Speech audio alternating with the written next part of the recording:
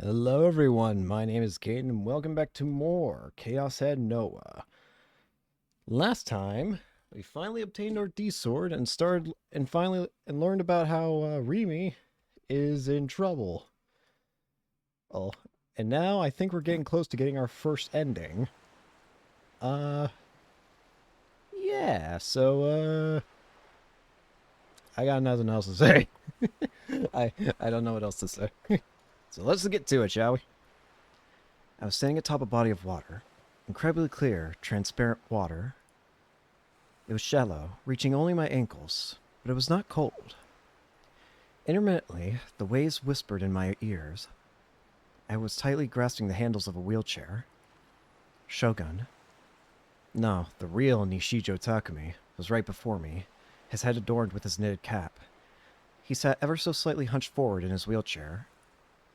There wasn't a single thing surrounding us. Neither shells buried in the sand nor seabirds elegantly soaring through the sky.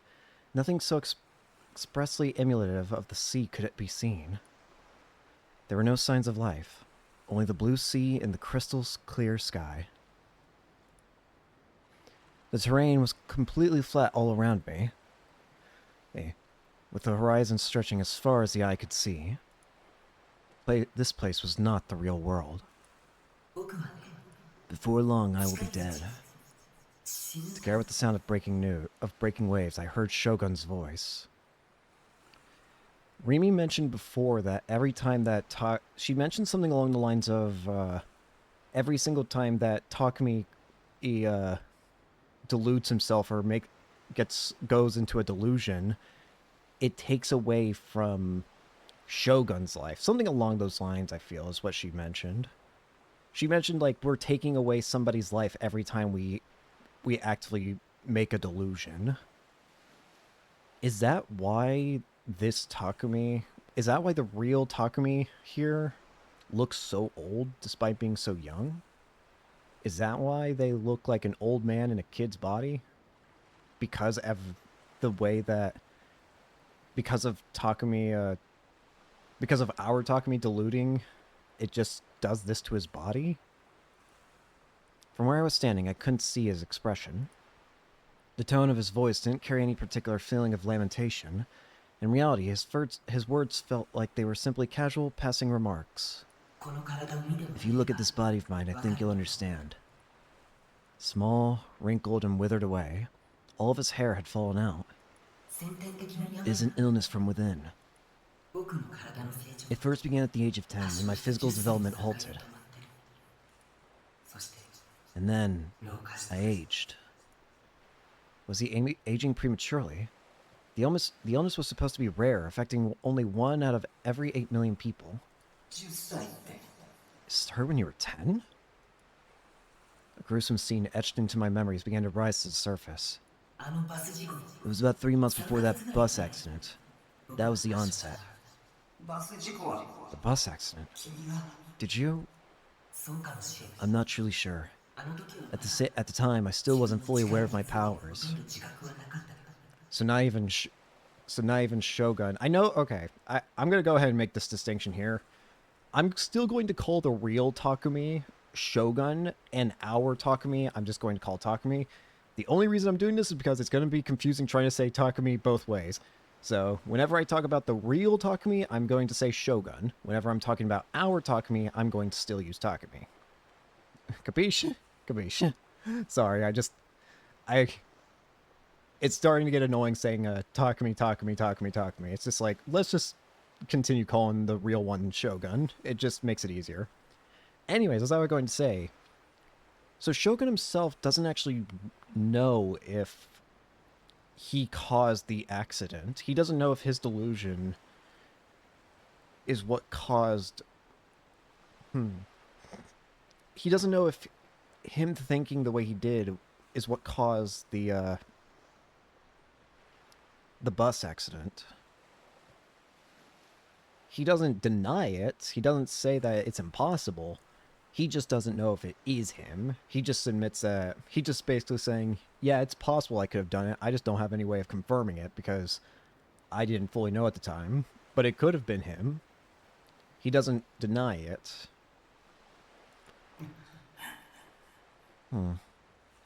So the question then becomes, was it his fault? Was it his fault simply because he didn't know? Or is somebody else, or maybe somebody else caused the accident and has made Takumi feel, or made Shogun feel like they were responsible or something? Long before the onset of my illness, for as long as I can remember, I was able to use the powers of a gigalomaniac. I believed it to be normal. Whether consciously or unconsciously, I repeatedly made use of those powers. And because of this, the contradictions in my existence grew too large. So that's why his body is like aging like this? Because of every time he makes a contradiction in reality, it makes his own existence contradictory? Aoi Sana told you about this, didn't she? Pair, pair, pair, pair produced in tandem with particles and antiparticles, which stock up in the D sword. Given, mathematically speaking, that antiparticles are that which approach the past, the larger the amount stocked up, the larger the gigalomaniac's gap from their present state. So that's what she meant. And the more that a gigalomaniac... So in a way, the more gigalomaniac creates more delusions, the more that their own existence doesn't make sense.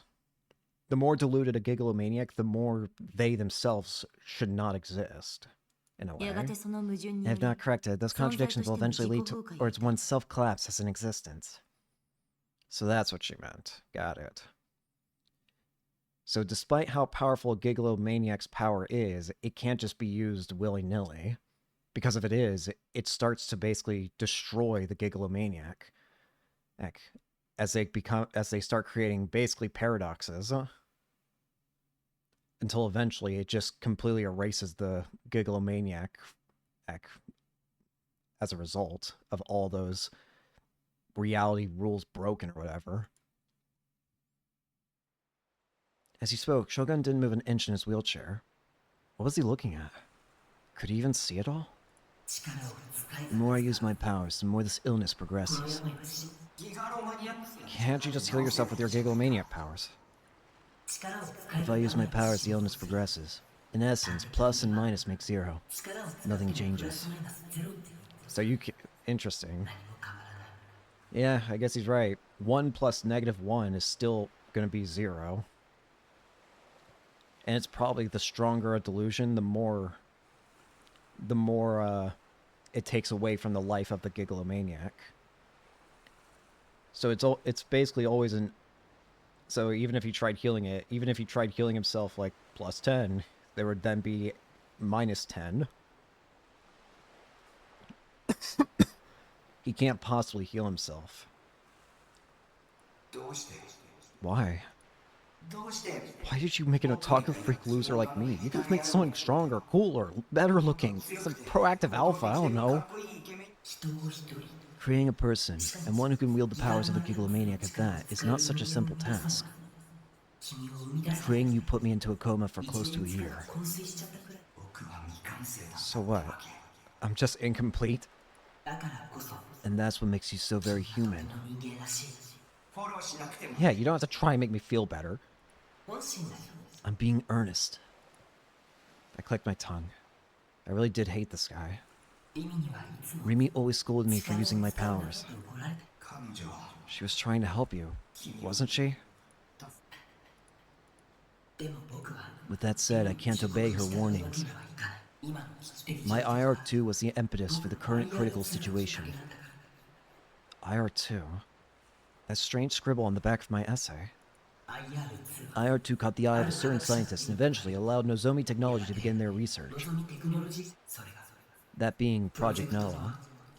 You know, this is all starting to feel very familiar to the whole problem with, about the whole situation in Steins Gate, now I think about it. Because the whole thing about Steins Gate is because it was like one simple event is what allowed for the creation of timelines that would either lead to one organization controlling the world and there only being 1 billion people left in it so that they could easily control them. In another timeline, and that World War III was started and only 1 billion people survive. It's like one simple event one seemingly like innocent event is what created different realities where it was basically the worst possible scenario. And that the event that in question that caused all this all the trouble was like the simple it was the shoot, what was it called in Steins Gate? It was a stupid metal toy thing that Mayuri had. What was it called? Upa? What was that stupid little bear thing? Yeah, the little goofy bear thing or whatever. I can't remember. I want to say it was called Upa, but like her dropping that there is what allowed for those two timelines to exist of World War III and controlled by some organization. The point is that this is kind of similar in the fact that if Takumi just didn't write down IR2, then none of this likely would have happened. It is a device which artificially generates the abilities of a gigalomaniac, so to speak. Because I encountered Rimi, I was able to realize their plan. One part of Project Noah was her cruel torture. Noah's system requires code samples to increase its efficiency. They are unique brainwaves emitted by gigalomaniacs in the process of using their powers.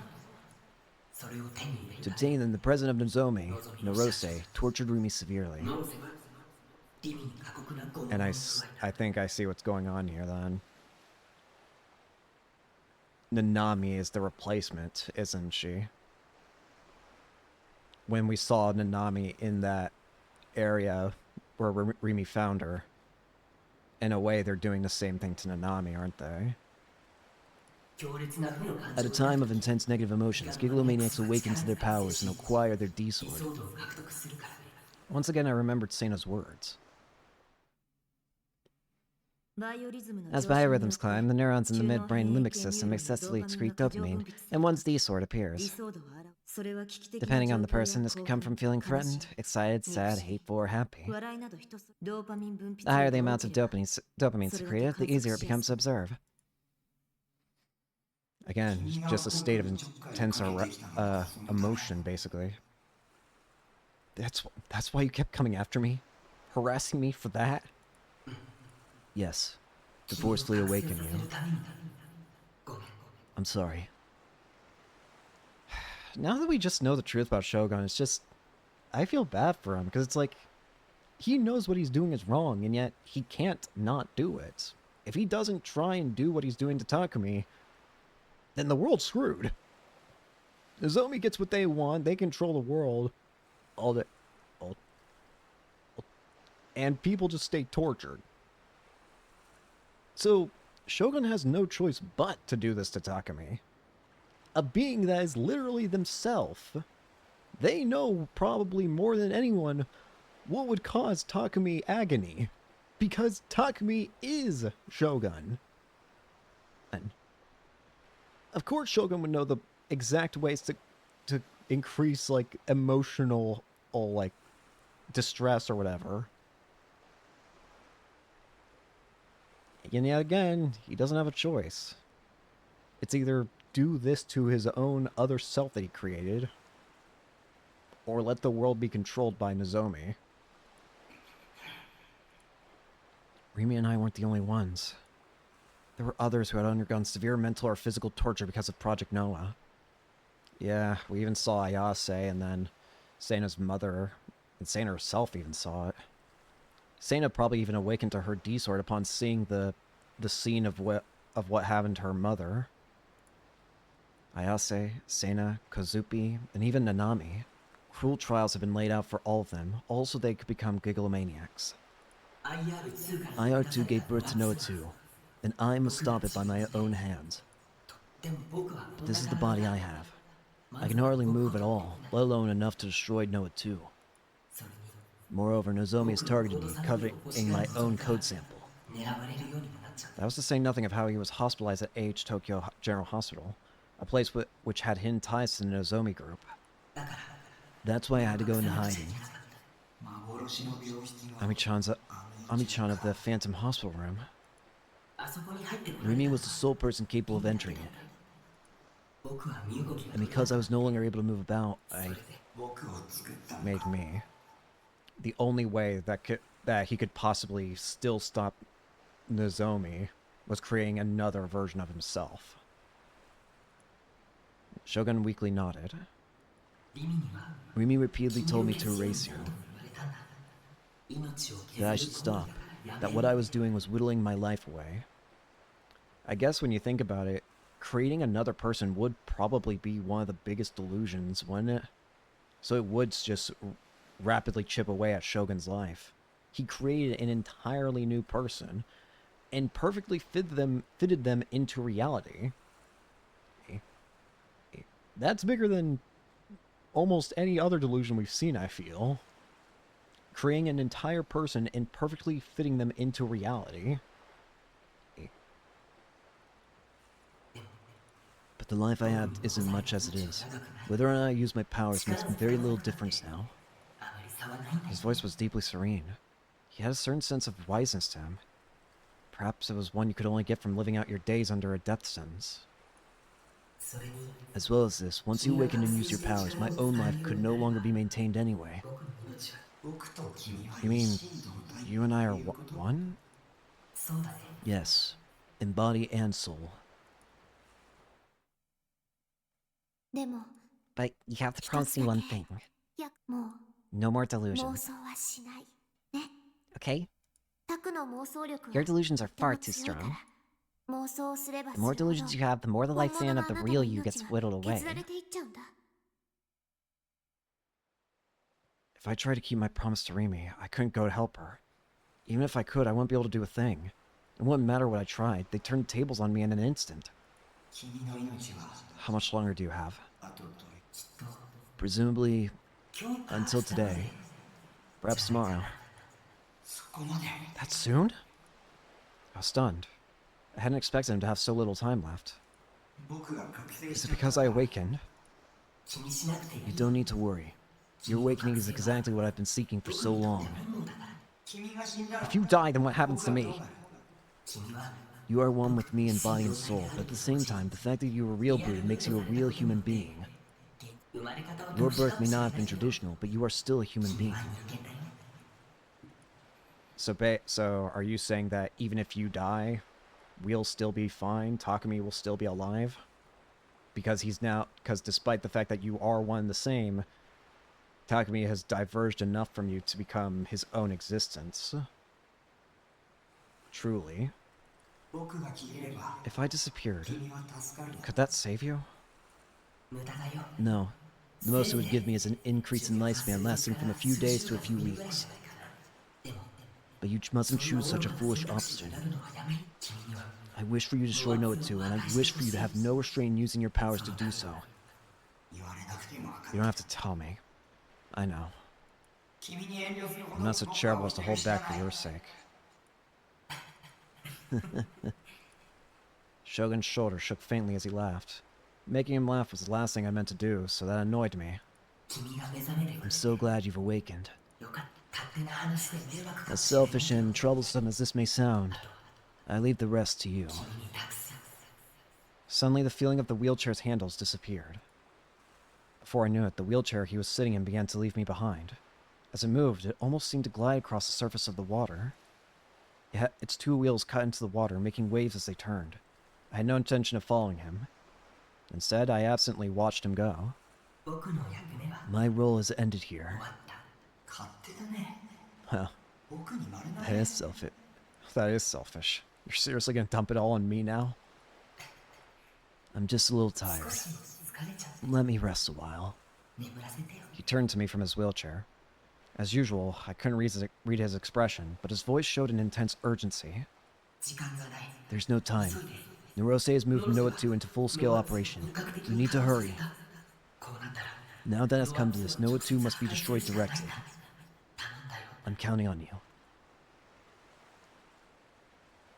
Alright. And then, as if embraced by a cloud of mist, he began to disappear. The very colors of this mental world slowly began to fade. You don't have the right. You don't have the right to count on me. Anything I do, it's going to be because I myself wanted to do it. The sounds of the waves became more distant. Just like Rimi had once, I burned this perfect crystal clear sky into my memories. And then I gently closed my eyes.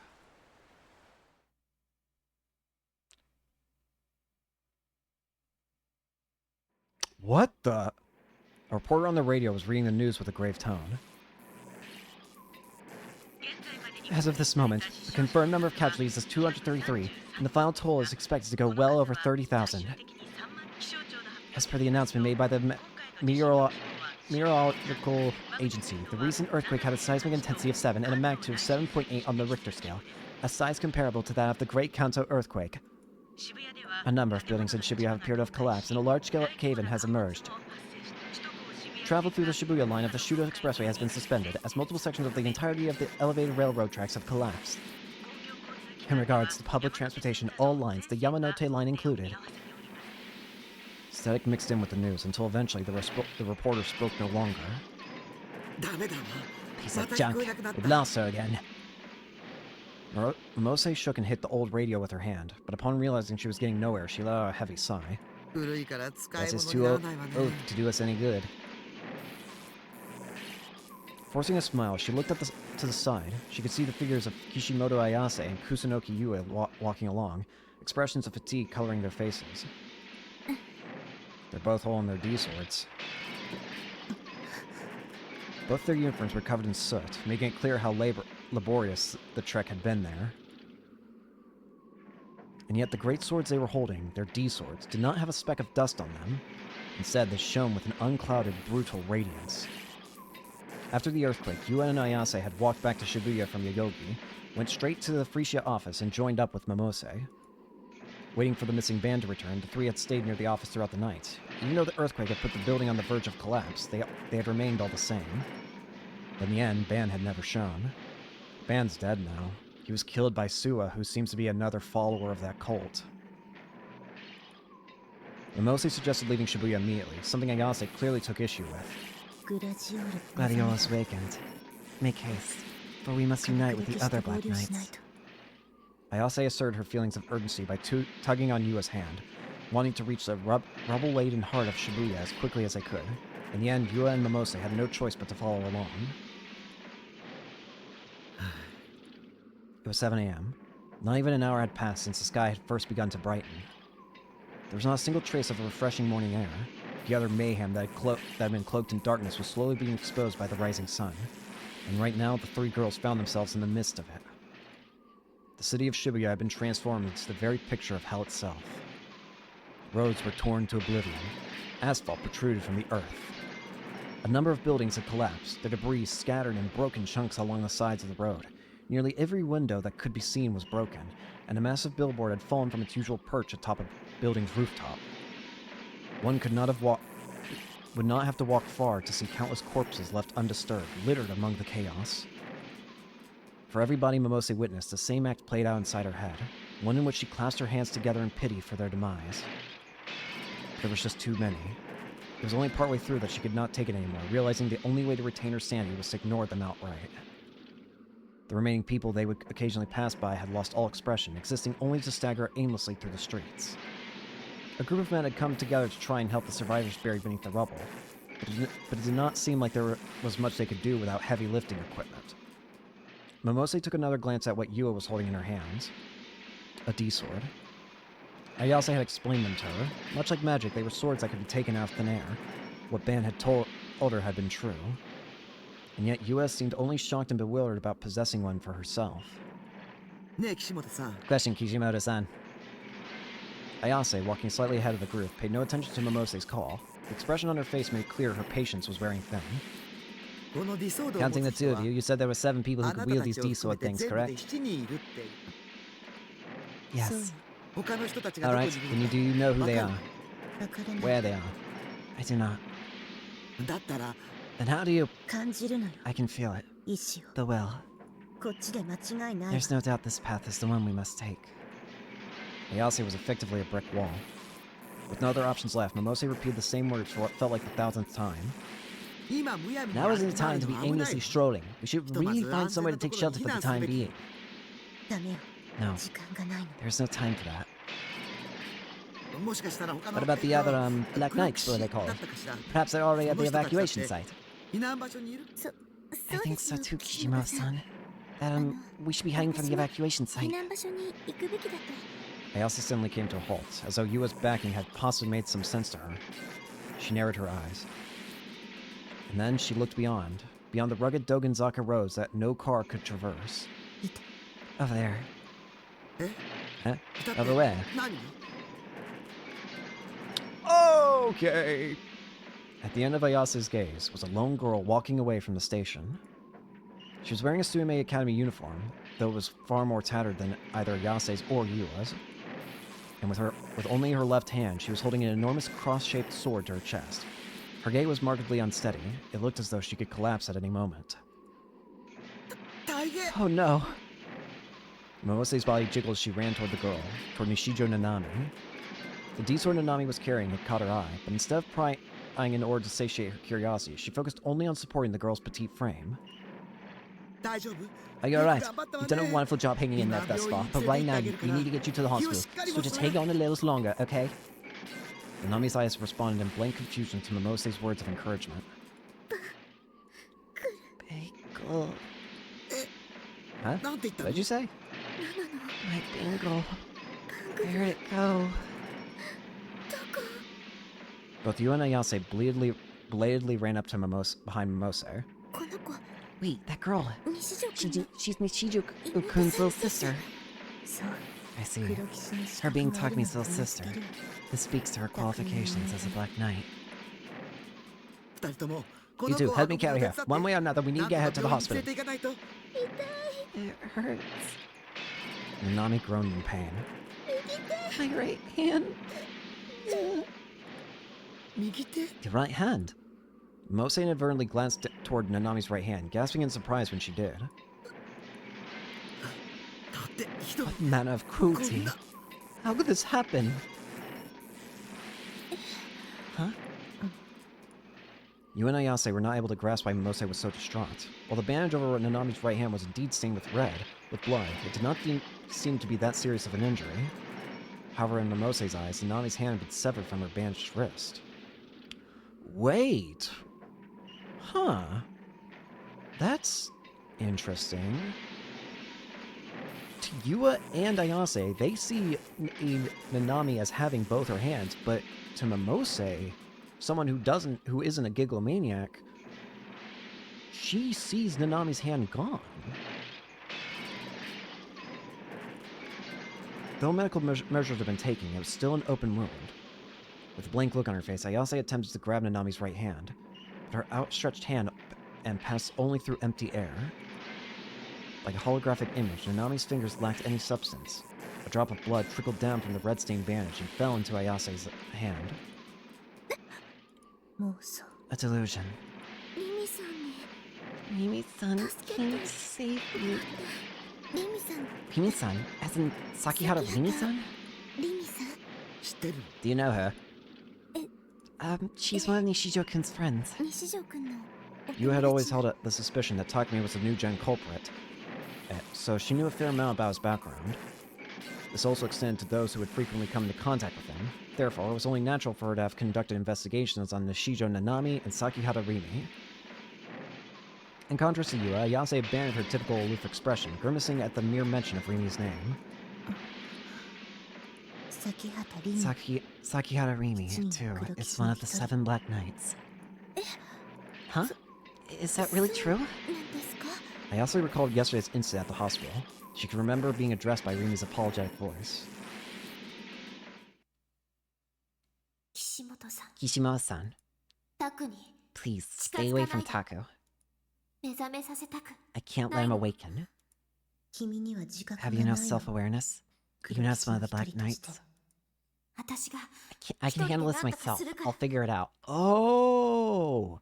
This is the scene that we only saw from a distance when looking from Takumi and Misumi-kun's perspective. We only saw that Rimi got slapped by Ayase, but we're actually seeing why now. Yep. It was because Rimi had said to Ayase to not let Takumi awaken. That's why she slapped her. It's so very beautiful what you hope to accomplish, but it's not what the greater will desires. I do not desire it either. You must not bear all of this on your own.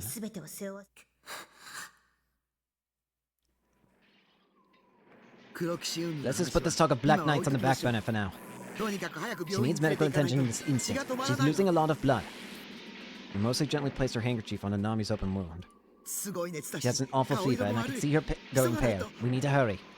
Bro, I want to see my big bro. Tears trickled from Nanami's vacant eyes. Right at that moment, something happened. Whoa, whoa, whoa! In an instant, the highway they were standing on collapsed with a deafening roar. They all lost their footing, helplessly entering freefall at gravity's mercy. To them, it was like they were falling into the deepest, darkest, lowest circle of hell. Losing herself in that illusion, Mimose raised a scream so loud it betrayed her age entirely.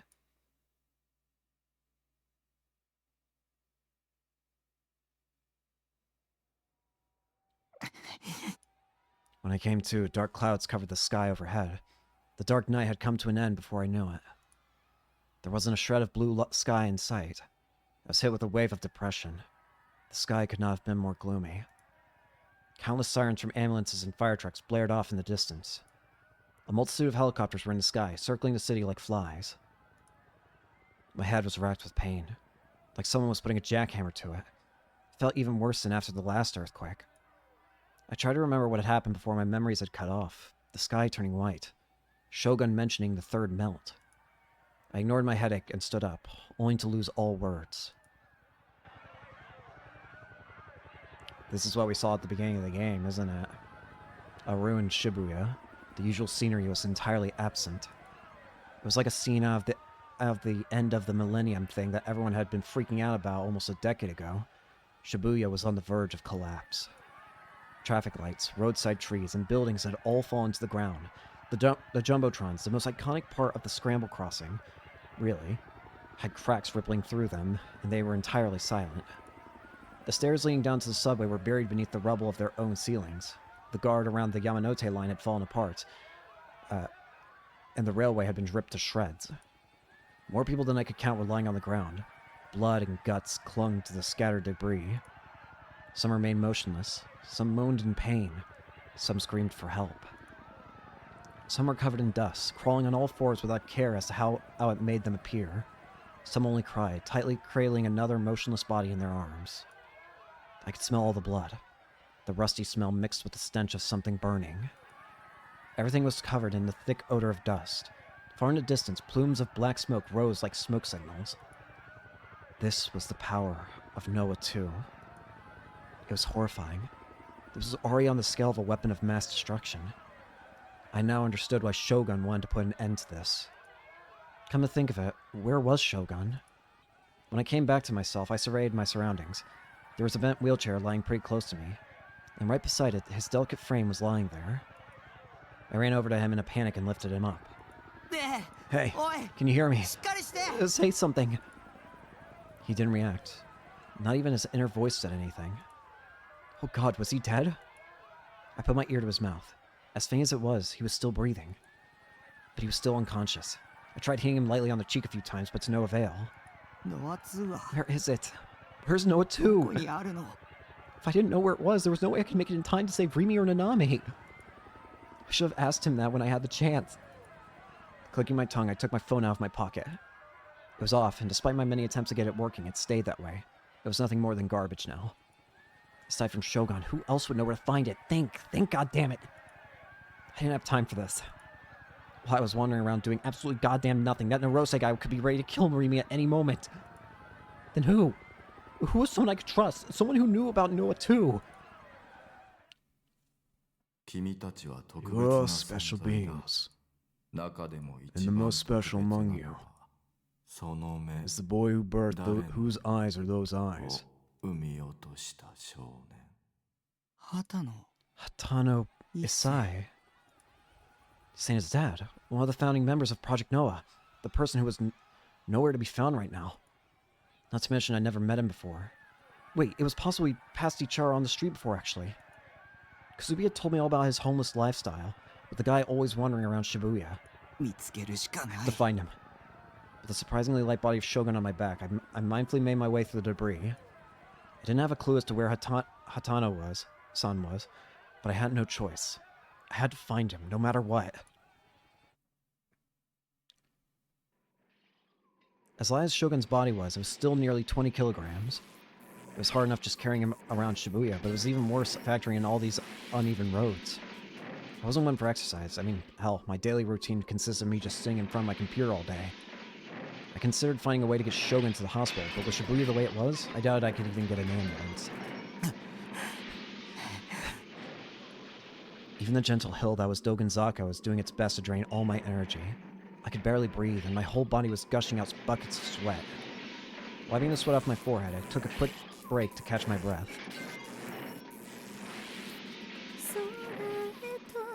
Oh!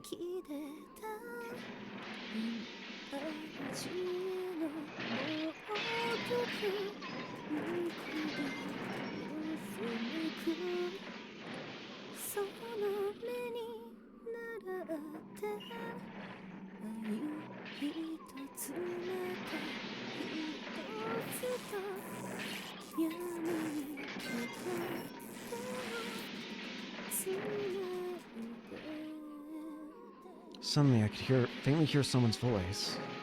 Someone was singing. A voice rife with loneliness, but not without hope. Their soothing voice washed over me. I heard him singing somewhere before. Back at that concert. In spite of the glaring lights overwhelming my vision and the blaring sound shaking the entire airtight building, I'd still managed to take it in. But this time, I was in the middle of the road, where I couldn't see a single sign of life. And yet, in the center of this collapsed city dominated by death, I could hear her. Ayase? I put Shogun down and surveyed my surroundings once again, but the only people I could see were the collapsed corpses strewn across the street. I did my best to avoid looking at them, instead focusing on trying to find Ayase. Where the hell was her voice coming from? The road in front of me was wholly caved in. Looking at it, the hole it had created was incredibly big. There was definitely a subway tunnel beneath it. I didn't want to believe it at first, but even so, I peered down from the edge of the hole. It was about 5 meters deep. There was a pretty fair amount of rubble piled up at the bottom. And that was where Ayase had fallen. Takumi. Hold on, I'll save you. Come on. I jumped down into the hole. I didn't stick the landing whatsoever, instead basically slamming into the rubble while just barely avoiding falling over. Ayase's leg was pinned under a pretty sizable slab of concrete, stopping her from moving. I really did give it my best effort, but moving it just wasn't possible on my own. I'm not the only one. There are 3 others, including your sister. Nanami's here. What the hell was she doing here? Hadn't that Norose guy kidnapped her? Nanami! Nanami, where are you? Enduring the pain in my legs, I stood up and yelled out for my sister. But I got no reply. Looking around me, I only saw one other person beside Ayase. There was a pretty hefty woman lying face down on the ground, and while she wasn't moving, she only seemed to be unconscious. Nanami and one other person were absent. Maybe they'd been buried alive. I had to find them right this second. My eyes shot open to the top of the hole. There was enough dust to make anyone hack their lungs out, but beyond that, I could see the circular shape of the sky above. I thought about Shogun, who I'd laid on the road up there. I remember what Rimi had told me. The more delusions you have, the more the lifespan of the real you gets whittled away. But I couldn't hesitate here. We have to use a delusion to save him. Come on. I drew my D-sword entirely from thin air. Consciously avoiding looking at her leg, I sat down near Ayase and peered at her face. I stared into her eyes, refusing to look at anything else. That should do the trick. Time for a delusion. A strong one. A really strong one. The rubble on your leg isn't that big. In fact, it's actually just a bunch of small pieces smashed together. It isn't heavy at all, either. Nothing is stopping you from pulling your leg out from under it. and the other two can just be saved just as easily. Me and Ayase, we only needed mutual recognition between us two gigalomaniacs, because once we had that, then our delusion was sure to become reality.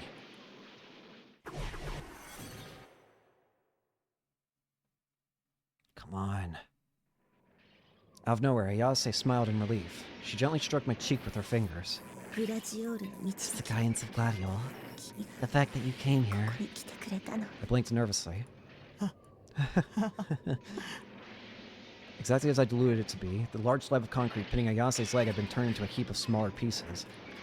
Pushing away some of the debris, Ayase slipped her leg right out. I really hadn't expected that to go so damn well. She's starting to move. She massaged her ankle. Luckily, her injuries didn't seem all that bad. I could hear you singing, Ayase. That was what guided me here. Really. I see. It gladdens me that I continue to sing. Helping Ayase up, I stood up and took a look around. Where's Nanami? I still didn't see any signs of my sister. Had my delusion failed after all? Or was Nanami already... I began to feel anxious. Is anyone there? I heard a voice. Looking in the direction of it, I saw a hand reaching out from a gap inside the rubble. And so I took that hand, gripped its slender fingers, and peered into the gap. Yua! The gap was almost like a tunnel, and in that tunnel was a familiar-looking girl wearing glasses. I felt like it'd been ages since I'd last seen Yua. Somehow this whole... well, it appeared out of nowhere. Strange. Until only a few moments ago I couldn't move at all. The girl averted her eyes from me with a face that seemed almost apologetic. Hold on tight. Huh? I tightly grabbed Yua's hand. And then I pulled as hard as I possibly could away from the gap. Ayase helped as well. With the two of us pulling Yua with all our might, she managed to break free from the rubble without too much trouble. Gotcha. Thank you so... She was covered from head to toe in dust. A few pieces of concrete were tangled up in her long hair. But even with all that, Yua seemed completely uninjured. And now Nanami. Leaving Yua with Ayase, I started to search for Nanami. Given Yua had managed to break free, I could only assume that my delusion had actually worked. And if that was true, then Nanami should have been in some rubble somewhere that I could yank her free from. And lo and behold, that was exactly the case. As I searched through tons and tons more rubble, I managed to catch a glimpse of Nanami's face through a crack in the debris. Nanami! Nanami! I called out to her, but she didn't respond. She must have fainted. Reaching out, I went to touch her shoulder, but hesitated.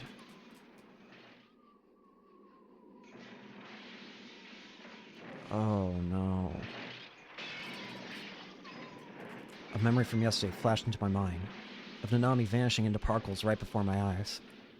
No, this had to be the real Nanami. Gathering my resolve, I grabbed her by the shoulder, or more specifically by her blouse. I could actually touch her. I could feel her warmth. Just like I had with Yua a bit ago, I pulled with all my strength. Unlike Ayase and Yua, however, Nanami's uniform was stained with blood. Her hand especially was covered in red. Regardless, I laid her down on the ground, then went to check her breathing. She seemed to be in pain, but she was still breathing. Oh, thank God. Even so, I couldn't help but worry about her right hand. It was absolutely covered in blood. And yet, when I tried to grab it, my finger slipped right through it. A delusional hand? Then that could only mean Nanami's right hand was... I'm sorry. I'm so sorry. I got you involved. A groan leaked from Nanami's mouth. Her face was caked in dust. I gently stroked her cheek and watched as her eyelids slowly began to open. Big bro? Her gaze faintly wandered for a moment before finally landing on me. Nanami. Oh. And at that very moment, Nanami's expression warped and changed. Tremendous tears broke free from her eyes. Her left hand firmly grasped my own. Big bro! Big bro! She whispered to me so happily, it felt as if she never wanted to let me go. But when I heard those whispers, I responded with a slight shake of my head. Nanami. Her actual older brother isn't me. Huh?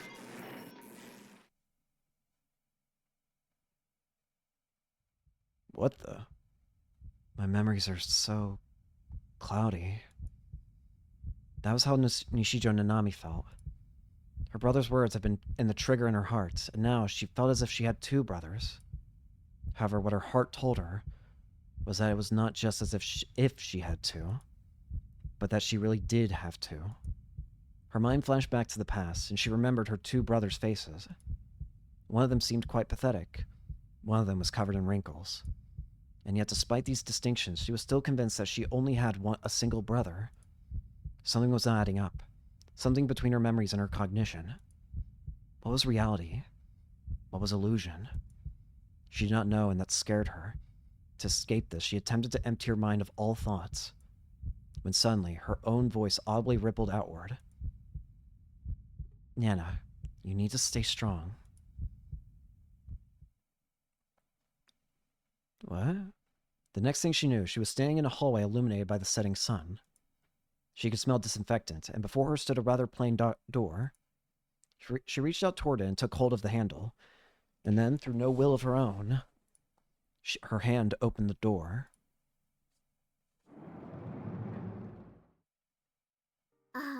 Hey, this again? Are you seriously not gonna eat, big bro? How many times do I have to tell you eat up? If you don't eat, you're never gonna get better. Oh, jeez, is that because of the peas? You're not a little kid anymore, big bro. When are you gonna stop being so picky? And again, I kinda hate peas too, so if you wanna leave them to the side, I get it. But still, you gotta eat everything else. If you don't, she's gonna get really mad at me. You know, that super scary head nurse? She's gonna... Nami, Yeah? I apologize for mistreating you over the years. Huh? It really isn't like you to apologize. You don't need to overwork yourself for my sake anymore. I don't... What are you saying? I have to go into hiding. So, because of that, you don't need to come here anymore. Where are you... This is goodbye. A delusion. And that was where her memories cut off. Those memories about her real brother. Her brother had been suffering from a serious illness, leading her to graciously spend many years tending to him in the hospital. No matter how much time had passed, she knew she had to stay strong so that she could best take care of him in his time of need. For the past year and a half, these things had disappeared from her memory entirely. She had forgotten that those memories had even existed. In exchange for that, her brother had continued living on his own in good health, right there in Shibuya. Her mother had asked her to routinely check in on him, leading her to sometimes drop by on the way home from school. And thus, she had done so, thinking nothing of it. After all, he was her brother. Checking in on him might as well have already been routine. She had never housed any doubts about it. Why did I forget all about you? Nearly 3 months had passed since she had been rescued from beneath the rubble, and now she had finally been reunited with her real brother. There he was, lying still in the road. He was still breathing, but remained unconscious. His body was as small, wrinkled, emaciated, and incredibly weak as she remembered. It's the brother from so long ago whom she had always known. This is just too much. I spent all my time lecturing you, all of it, but... Though her brother did not reply, she clung to his small body at the all the same, letting loose a flood of tears. Never did I ever think about forgetting you, big bro. You're so selfish. Really, how could you be this selfish? The sound of metal lightly scraping against something came from within her brother's clothes. And a moment later, something slipped free from his pocket. The bangle. It was what Nanami had been searching for. When she lost her right hand, she lost it as well. A flimsy, cheap bangle with a snowflake motif. Confused, she stared at her real brother's face, but his eyes, buried in wrinkles, did not open in return. Nanami picked up the bangle with her left hand. She remembered how it felt to touch. It was her brother's first present to her, Nanami's greatest treasure. Nanami lifted her gaze, unconsciously searching for her other brother. He was holding a long sword, and his back was turned to her. But he was walking away. He was leaving this place. Even without saying a word, Nanami couldn't understand that much. The fact that he might leave without even saying a word to her left her wrought with a terrible loneliness. Go to him. Nanami's brow furrowed in confusion, and she softly searched around herself. Where did... It was her brother's voice. That much she indeed remembered. The voice of her brother who should have been unconscious. He and I are one in body and soul. He's like another brother to you. Whether it was truly her brother's voice or a mere hallucination, Nanami could not tell. And yet, regardless of which it was, she whispered all the same. Yeah, you're right. She whispered to her brother, who still lay on the ground. Nanami stood up and walked toward her older brother's back. She hardly had any strength left. Day after day, she had been trapped in a pitch-black room, forced to take part in some sick tableau of agonizing crucifixion. She could not even remember how many times she thought she would die. Her right hand in particular caused her tremendous amounts of pain, as if a chisel was being struck into it all the way to the bone. The sensation that she lacked her hand, together with the illusion that it was still remained, were tearing her mind in two. She was exhausted, both mentally and physically. If she lost focus, there was no doubt she would fall to the ground, too drained to get back up again. Therefore, she had to make a desperate effort to reach her hand out at this very instant.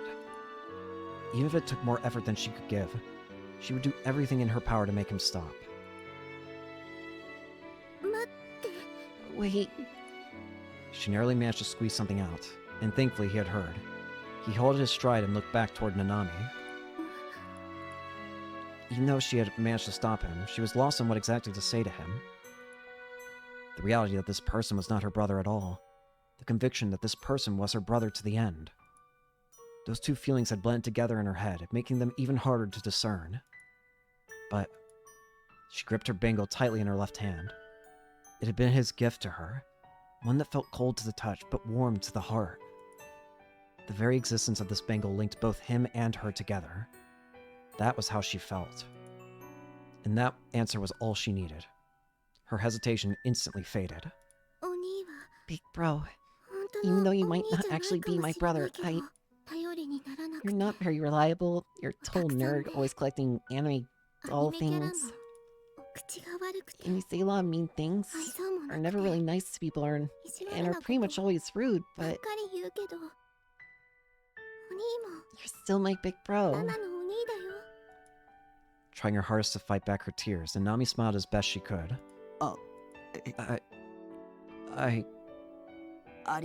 Thank you, Nanami. Upon gazing at his expression, she saw that her older brother seemed a little embarrassed, and with that, relief washed over Nanami, before slowly putting her consciousness to rest.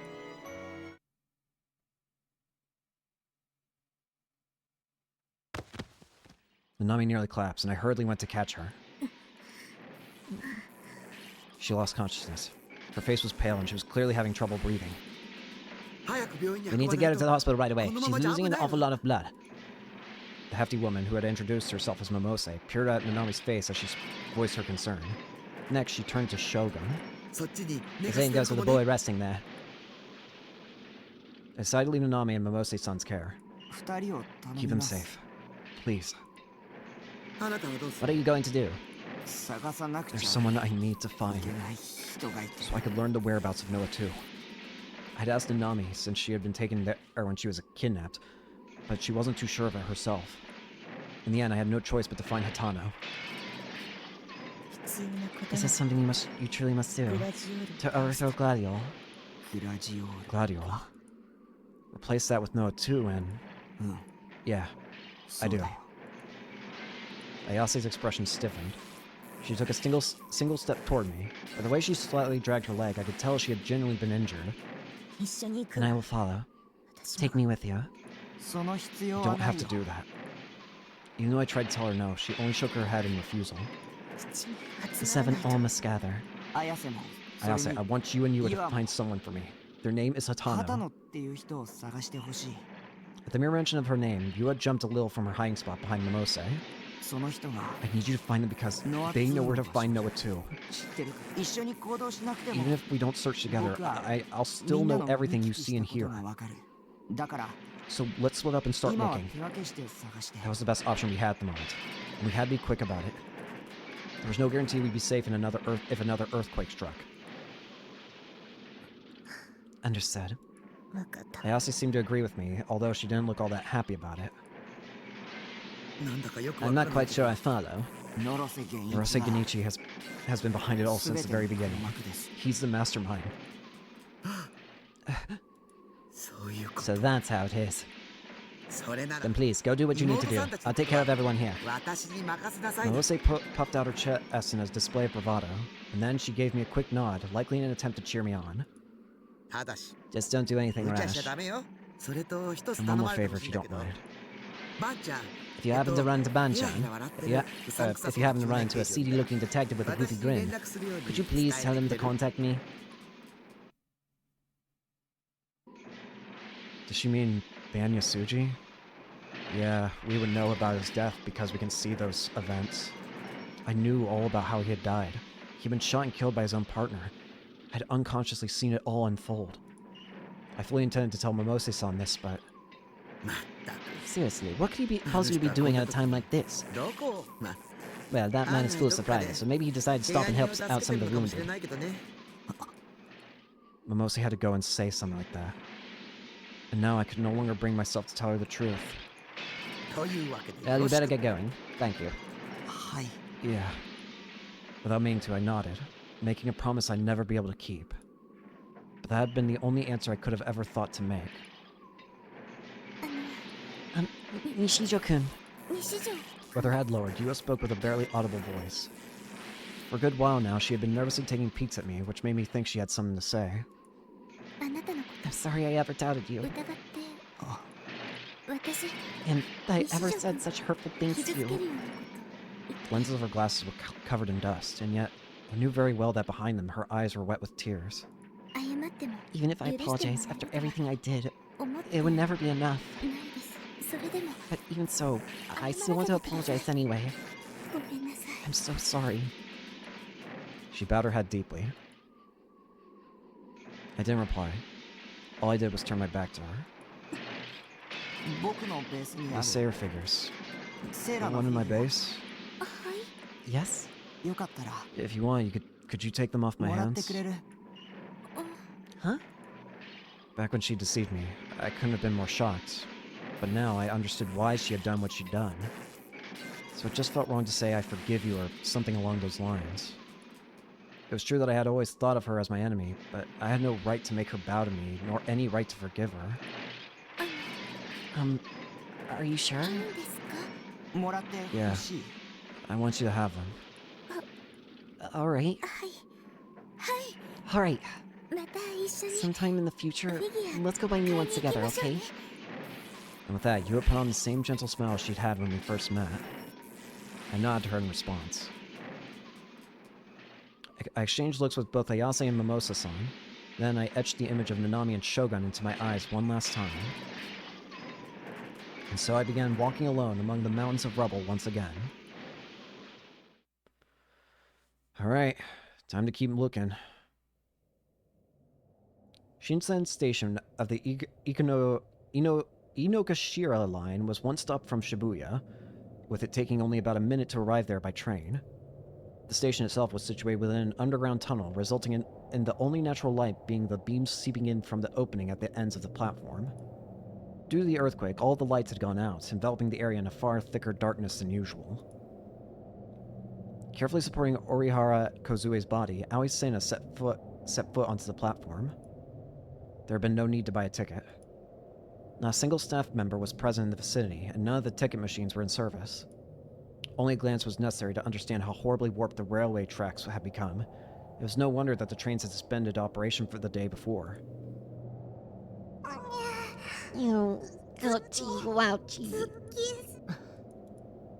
Kazui's left leg was drenched in blood. She had been deeply cut by broken glass during the earthquake. Sena attempted to staunch the flow of blood with a towel, but the wound was far worse than she had supposed. Basic first aid would not suffice. Gigglomaniacs were unable to use their powers to heal wounds. To the brain, pain is an inescapable reminder of reality. Thus, Gigglomaniacs could not form any sort of mutual recognition to the effect of, I'm not wounded, or the injury didn't happen. Human instinct would never allow it. I see. They're not invincible in the sense that they could just heal and do whatever they want. Pain is always going to be one way. Well, walking s'more. Even with Kazui's teary protest, Seino remained wordless. As she marched intently towards Shinsen Station, only one thing held her focus, something she refused to divert any attention from. When they at last reached the deserted platform, Seino quickly pulled back the arm she had been using to support Kazue. With no strength remaining in one of her legs, Kazue immediately collapsed to the ground. Kazue lifted her head in bewilderment, but Seino paid her no mind. Glaring motionlessly at a certain point in the distance, the black-haired girl gritted her teeth. Finally, I found you. At the end of her gaze, in the dark recesses of the platform, sat a lone human figure. Whoa, that's Shina-san's puppy. Crap, she's gonna kill him before we have a chance to figure it out. Unless Hatano says in this vision here that we're having to Seina, like, where it is that we need to go, we're screwed. It was a homeless man clad in filthy rags. In his hands, he held a sign that read, "The hearts of the people face annihilation."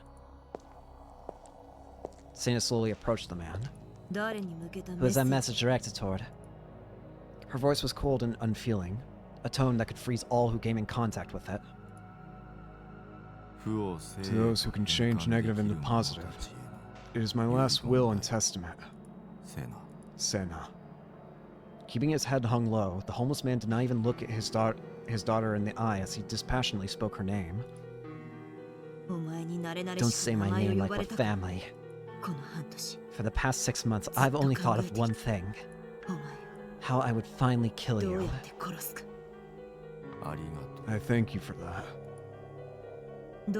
Why the hell are you thanking me? For entirely selfish reasons. That perhaps the most I can do to atone is let you kill me. Those are where my thoughts lie. Say no more. Here it comes. Seina real-booted her D-sword. The method she had chosen for her father's execution was death by her D-sword. The simplicity behind it laid the truth bare. The way she killed him did not matter. All that mattered was killing him at all. I'm sorry. Hatano still refused to raise his head. Why are you apologizing? Because this act will follow you for the rest of your life. When I place it on you, patricide carries a great weight. I don't care what happens to me so long as I kill you. You killed my mother and sister. That is indeed the truth. And they died in such horrible ways. Seina could only act calm and collected for so long. As her emotions began to take control, she was seized by a fierce tremble. I never wanted you to see that. No. Please disregard what I just said. Why'd you do it? To explain that the process behind it all would be meaningless. You would not accept it, nor would it change the outcome. Seina thrust the tip of her D-sword toward Hatano's head. Is this your way of running away again? I was gravely mistaken. There's nothing more I can say. I'm so disappointed in you. What is it you still expect of me? Everything in the world, people included, is an electronic device. You said that yourself, Seina. Seina's shoulders trembled. For nearly 3 years, ever since Hatano had begun the Mana project, the two of them had rarely come into contact. And yet, despite this significant time apart, Hatano had seen right through her, something which troubled her to no end. Distraught by the sheer discomfort she felt, the wavering of her heart morphed into nothing but pure fury, dispelling any form of reason she still had within her. Don't be deceived, Seina. If we were just electronic devices, then even your hatred toward me would be nothing more than electrical signals. Hatano's just trying to overwhelm me. That was what Sana told herself. Calm down. Your words mean nothing to me. You cannot let your actions be ruled by emotions. If you don't maintain control, you will end up facing contradictions. Reject those words. They are the product of a mental attack. Suspend your judgment. Enough talk. Sana tried to take a stance with her D-sword. But before she could, Hatano suddenly stood up. Kazui watched their exchange with unease, and when she wondered if she should interfere, the pain in her leg forced her to abandon all hope of doing so. She was not sad, but that did not stop her from weeping deep within herself. Hatano took one large step forward. Her response delayed. Sana switched to an offensive position, but in her attempt to brace herself, her feet slipped on the gravel.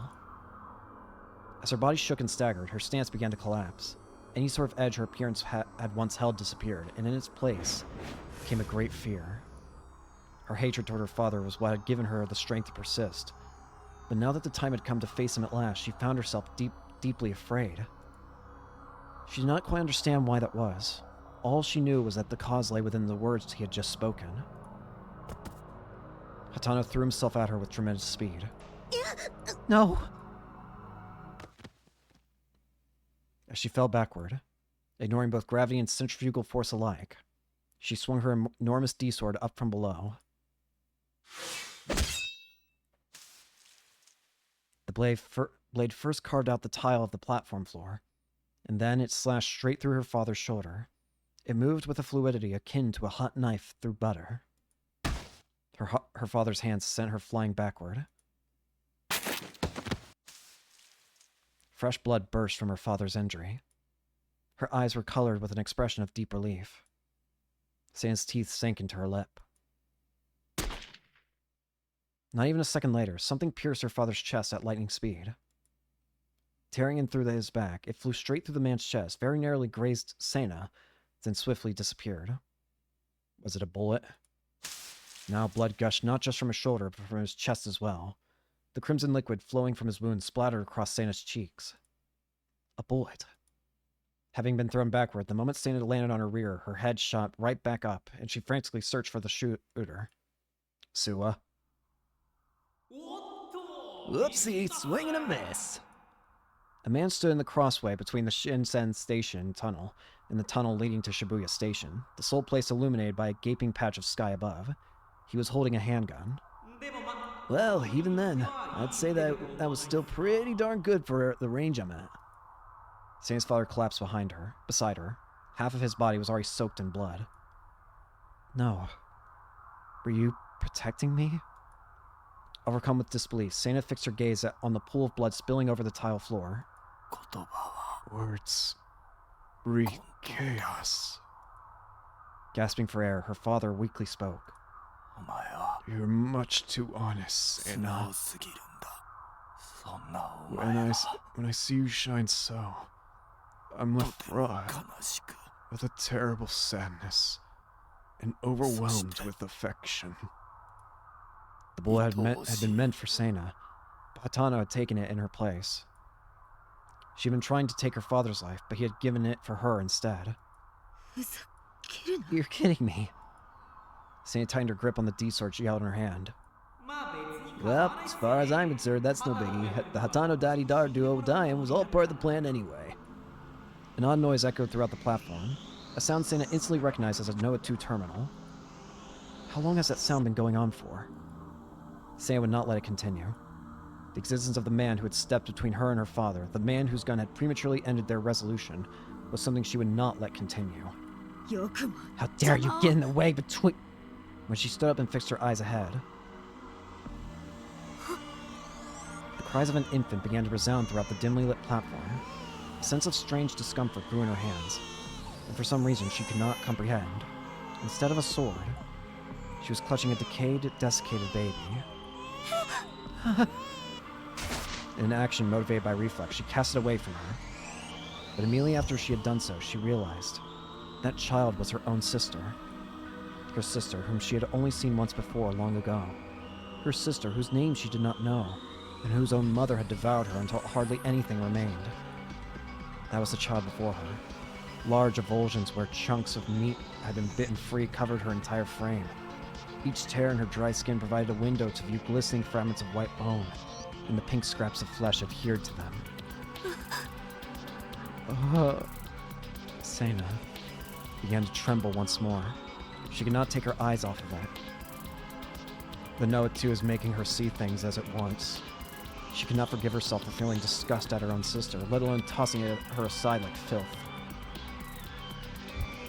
It was exactly like back then, when she had seen her mother's last moments. Her mother who had died while ruled completely by madness. Still nestled within her mother's arms, her sister had been shredded to pieces and consumed, left only as a heap of pitiful remains. In response to the sight that she had been forced to witness, rather than sadness or horror, what she had felt was pure, utter revulsion. Remnants of guilt remained lodged deep within her chest. Despising her father was her way of averting her eyes from that emotion. I... Even though a part of her very much knew that this was an attack brought on by a delusion, it reawakened feelings that had been sealed deep within her heart, leaving her entirely motionless. It was as if her wrists and ankles were bound. Not good. But Seiya was not the only one suffering from such a state. Kozue was as well. An enormous mirror had materialized in front of the collapsed girl, and within it, a reflection of her with her legs covered in blood asked her a single question. Who are you? Kozue froze in terror. Large tears began to flow from her eyes. The wounds she wanted to forget. The past she never wanted to remember. Tears of a deep decay began leaking from her heart and mind. She wanted to run away as far as her legs could take her. Desiring nothing more than to look away from the mirror, she wished to turn away. Yet forgoing her will entirely, her body refused to move. Herself on the other side of the mirror was not shredding even a single tear. Who are you? Who are you? Who are you? Who are you? Who are you? Who are you? Who am I? Who am I? Who am I? Who am I? Who am I? Who am I? Who am I? Who am I? She was collapsing into just also fall. What's this? Loss of axiomaticity, deterioration of cognitive ability, a concept in psychology with Gestalt being the German word for form. The human brain perceives without question what it visually sees as A, based on the environment, circumstances, and knowledge gained through experience. However, when A's identity is rejected for some reason or another, the obvious becomes no longer obvious, and one will fall victim to a state in which they can see A, but are no longer able to perceive it as A. Just like when she had lost all words so long ago. Just like when her heart and mind had been broken so long ago. No longer able to see herself, she herself questioned herself in the mirror. She lacked any certainty that it was her own voice. She lacked any certainty that it was her own hairstyle. She lacked any certainty that it was her own nose. She lacked any certainty that it was her own pair of eyes. She lacked any certainty that it was the fullness of her own lips. She lacked any certainty that it was her own shape.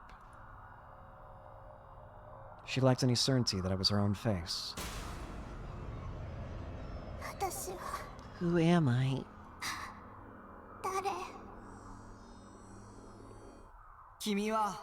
You're Kazupi! Her shape in the mirror had been on the cusp of dividing infinitely, but the voice that suddenly burst into her mind had put a stop to it. I'm Kozupi. I'm Kozupi. Wake up! She reconfirmed her identity. Kozue had returned to herself. Cracks ripped through the enormous mirror before her and then shattered into pieces. Kozue searched for the voice of her savior. When her gaze arrived at the ticket gate, she recognized exactly who it was. Her real voice, the one that would have been lost forever, called out to him. Made it just in time. Takumi-chan! Kazubi called out, not with her inner voice, but with her real voice. I realized that was the first time I'd ever heard her use it. It was thanks to Kazubi that I managed to get over here so quickly. I'd been next to a police box at the top of Dogenzaka when I heard her inner voice screaming for help.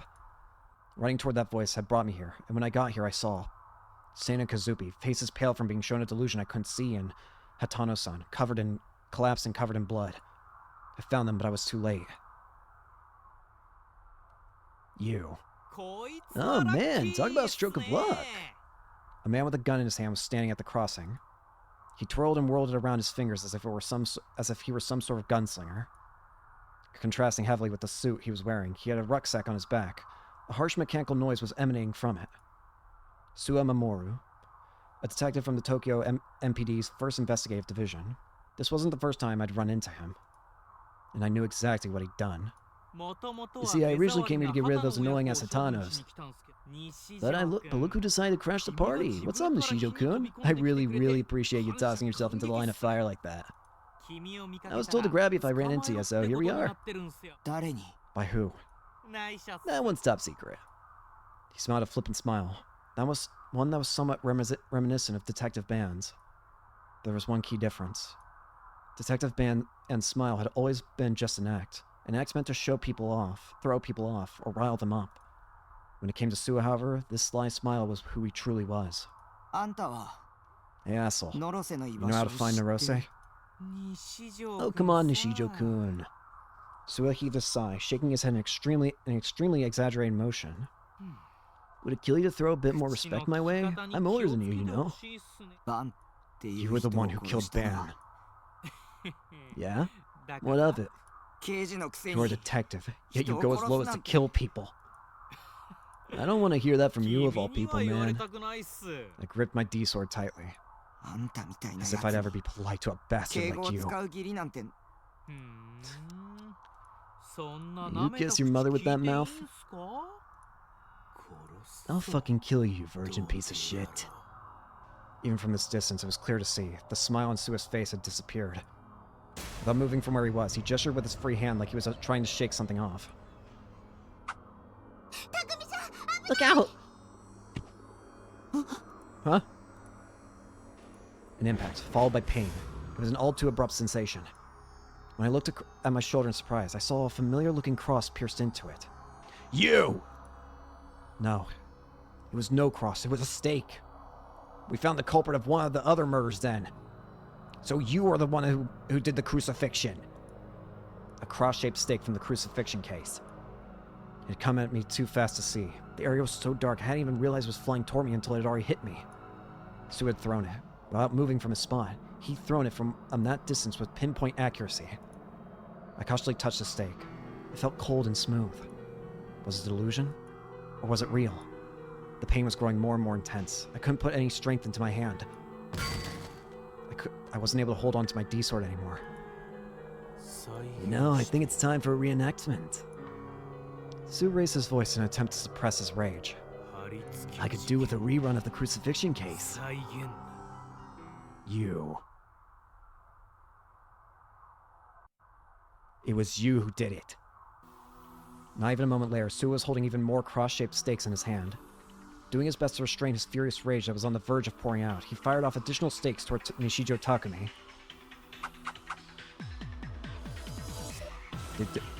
They disregarded all form of drag and the laws of physics altogether.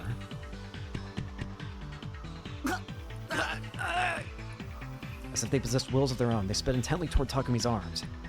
15 had found their mark thus far, not a single one had missed. They assaulted Takumi's shoulders, upper arms, wrists, palms, hips, thighs, knees, and shins. Blood spilled from every one of his deeply carved wounds. You know, it kind of sucks the fun out of darts when you can't screw up. So he had already had another stake in his hand, and once again he fired it off just like the others. It's kind of like I'm some all-powerful god or something. It felt an incredibly strange sensation. He's probably not even listening to me anyway. Suwa thought to himself. Both perspectives. Each and every wound carved into my body only made me feel more alive. Suwa hurled yet another stake toward Takumi, who hung his head at the mercy of his attacker. Even a normal guy like me can mess around with the same power you freaks got. All that could be attributed to the rucksack the man was carrying on his back, a bag that housing a Noah 2 terminal within it. With that, he can enjoy Noah 2's power even at a distance. He would become an artificial gigglomaniac. Suwa found himself wholly bewitched by its power. He was among the fanatics who would commit the dirtiest of deeds in the name of the founder and his teaching. The vanguards who would commit the dirtiest of deeds in the name of the founder. This power is a gift from God. It gives me the strength to fight for what I believe in, for the divine light. Yura hurled yet another stake. Suwa. It penetrated the nape of my neck, the nape of Takumi's neck. I was racked with extreme pain, that felt as if my entire body was being torn in two. Pain so horrible I felt as if I might go insane. The boiling, ruthless bloodlust simmering in Suwa's heart demanded to know just how much pain the boy could endure. Springing forth from the torture taking place, death began to rear its head. Springing forth from the torture taking place, he would make death rear its head in him. I was unable to resist, and while I still managed to put enough force in my legs to stop myself from falling over, Takumi was unable to resist, and while he still managed to avoid falling over, none of that could prevent the hail of stakes coming at him. My chest, my stomach, my toes, my entire body. With no mercy in sight, stakes both thick and sharp would continue pounded into me. It's like pinning an insect so you can put it on display. But not some stag-beetle or butterfly. Some shady little dung-beetle's more your speed, cunt. I couldn't stand for another second. Willpower alone was all that kept me from collapsing. Suwa was baffled at what could possibly be keeping him from collapsing. But I was almost at my limit. But he knew the boy was almost at his limit. My field of vision was becoming pixelated. It was hard to see anymore. With eyes as empty as those, he likely could not see anymore. If you got any last words, may or make it quick. 20 words or less. Tightly clutching the next stake, Suwa was tugging me as if he had already won. The next would kill him.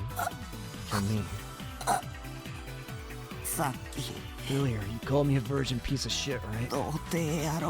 Right? Aw, did that hurt your feelings?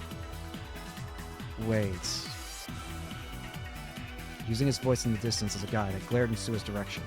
Though the light in Takumi's eyes was soon to die, he glared in Suwa's direction all the same. This one will end it. And may the divine light never save your sorry ass.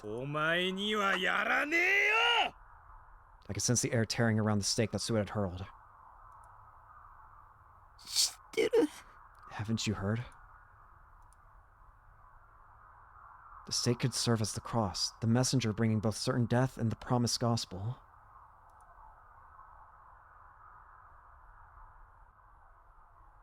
Death would come to whoever it struck. It's virgins who have the best delusions. A dull thud resounded. You! What? Wait. The stake had deeply penetrated his forehead. An incredible burst of pain exploded within Suwa, gushing forth from every part of his body. As if it had been entirely an illusion, the intense pain that had consumed every part of my entire body immediately disappeared. Oh! Wait! Did we just delude it to swap places with him? Suwa let out a mute scream, writhing in agony. I let out a deep breath and slowly licked my dry lips. There was something else I was thinking, but I'm just not going to say it because it was stupid. An array of cross-shaped stakes penetrated Suwa's entire body. There was a single cross-shaped stake in my hand. When he looked upward, he saw the cross-shaped stake embedded in his forehead. When I looked upward, I saw the overcast, gloomy sky above. A miracle of resurrection. It's just a fairy tale. A delusion. What did you do? A delusion synchro. Assimilation onto a delusion. Erosion onto the mind. Like two ripples negating one another. Like two wavelengths resonating with one another. Entangling together. Melting together. A fate which distorts. Created by one. A fate which is distorted. Created by another. Switching them out. Switching them in. There's no way that was possible, Sua thought to himself. There's no way that's possible. Sua's expression laid his thoughts bare. If you're God's vanguard, then crumble away just like the goddamn Messiah himself. Takumi tossed the steak away. I tossed the steak away. Color was quickly fading from Sua's field of vision. Light was quickly fading from Sua's eyes. And guess what? I don't give a damn about your salvation. Sua could no longer reply. Without falling to the ground, he breathed his final breath. I made my way back into the station. Kazubi's eyes were wide, and her mouth hung open. She was completely stunned. Seeing all that must have really surprised her. Her leg was covered in so much blood it was hard to look. So we swapped positions with him, making him the one who, in a sense, he basically threw the crosses at himself. Kazubi, you okay? Without getting up from the ground, she nodded. It didn't look like she was able to stand on her own. Her shimmering eyes looked up at me. Takumi-chan, just nowsies. What the heck was that? Kazubi, you're talking out loud. Huh? Whoa, Takumi-chan's right. Putting a finger to her lip, she tilted her head in surprise. But she seemed to forget about it pretty quickly after that. Is it true that virgins have the super best of delusions all the time? Yeah, the best.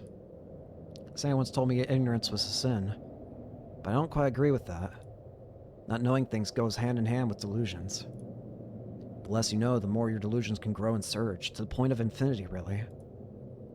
Therefore, if you already know and have experienced everything, there'd be nothing left to fantasize about. And if there's one thing virgins definitely lack, it's experience, so it only makes sense that their delusions are the best around. Speaking of Sana, where was she? I searched a dimly lit platform for her. She was standing at the edge of the platform, hanging her head. And at her feet, Hatano-san was Hano Isai, lying in a pool of his own blood. He showed no signs of moving, leading me to realize he was already dead. I was too late. If anyone was going to know where to find Noah 2, it would have been him. Noah 2 is located next to Shibuya Station. Huh? As if she read my mind, with her eyes still aiming down at Hatano-san, at the corpse of her dead father, Sana began to murmur something. When he was on the verge of death, his mind communicated with my own. Near the east entrance of Shibuya Station, on the rooftop of a now-defunct planetarium. That's where you'll find Noah 2. Thanks. I wasn't sure if I should have said something to her or just stayed silent. She hated her father, enough to want him dead. And even though her wish had come true, from where I stood, she looked miserable as could be. Damn you. Do you really think protecting me was enough to atone for your sins? Her words were targeted at her father's lifeless corpse, but he said nothing in return. And he never would again. You confessed all your sins to me, and then just to show it, you killed yourself. I can't forgive you. I can't forgive what you've done. Sana-chan, your heart is crying. Kazubi thinks the truth is you didn't want to kill your daddy. Because this is Kazubi said, and with those words, Sena's usual resolute demeanor disappeared. Her shoulders trembled. Heartbroken, she fell to her knees. Why? Why couldn't you atone for your sins while you were still alive? Why did you leave me all alone? Why? Sana. Ishijo, I beg you. Sana raised her head. The teary expression on her face now was nothing like the stern one she always wore. Destroy Noah 2. Suffering from a terrible grief, she spoke with the fragility of a girl who had just lost the only family she had left. Given you tried to kill me, I have zero obligation to hear you out. Takumi-san. Turning my back towards Seiya and Kazupi, I began to march down the tunnel towards Shibuya Station. Before me were two giant gaping holes. A deep darkness stretched inside both of them. Passing through them would be the quickest way to get to Shibuya Station. For my own goals. And my own goals alone, I'll destroy Noah too. No matter what. I had a feeling Seiya said something after that, but I wasn't listening anymore.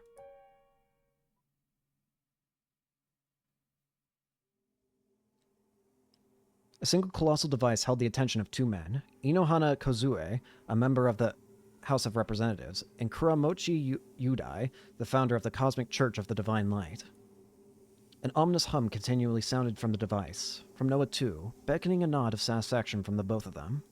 Oh, it's these two. When you broached the topic of killing 5,000 people, I was indeed curious as to what would happen, and should that end be met. It was quite the back-breaking venture to keep this effort organized, especially when it was imperative for it to remain free from the prying eyes of the Committee of 300. Your cooperation is much appreciated. Narose gave a very slight bow. Well, now that completion has since been reached with our latest efforts, 5,000 is now but a drop in the bucket. Its influence is practically already evident. Our domestication of man has begun. With this, the reality we sought for so long is finally within our grasp. Inohana and Kuramochi looked at one another, exchanging sinister smirks. Narose, meanwhile, simply gazed at them, his face not even so much as twitching. Ah, yes, I must say, Narose, you have quite the taste in how you chose to spend your time. How do you mean? Inohana smiled crudely, then gestured with his head toward the tableau erected near Noah 2. That tableau of yours, it brims with such sublime artistry. I'd very much enjoy it if you prepared one for me as well.